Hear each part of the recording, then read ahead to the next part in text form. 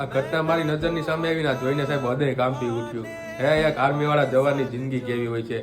જ્યારે 8 કલાક પછી એ દીકરીનો જન્મ થયો ત્યાં જ 8 કલાક પછી એ દીકરીના પિતાના મૃત્યુના સમાચાર આવ્યા. સાહેબ એ બાપને દીકરીના આવ્યાની ખુશી, પોતાના સંતાનના બાપ બનવાની ખુશી. સાહેબ એ બાપે તો દીકરીનું મોઢું ન જોયું, પણ એ દીકરી એના બાપનું મોઢું જોયું. અને જ્યારે જવાનની બોડીને લઈને આવ્યા ને સાહેબ, ત્યારે એમની પત્નીને સ્ટ્રક્ચરમાં લઈને આવ્યા એમના મૃતક પતિનું મોઢું જોવા માટે. એ દુઃખ તો સાહેબ આપને નહીં સમજાય, પણ એ દુઃખ તો એમના પત્ની, એમના મા બાપને, એમના ફેમિલીને જ સમજાય.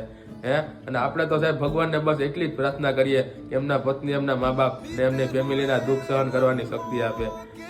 ત્યારે જવાન દેશની રક્ષા કરવા માટે પોતાની પત્ની, મા બાપ, પોતાના સંતાનને છોડીને જ્યારે એ દેશની સેવા કરે છે. આપણે તો બસ ભગવાનને એટલી જ પ્રાર્થના કરીએ કે એમના પરિવારને, એમના પત્નીને, એમના મા બાપને આ દુઃખ સહન કરવાની શક્તિ આપે.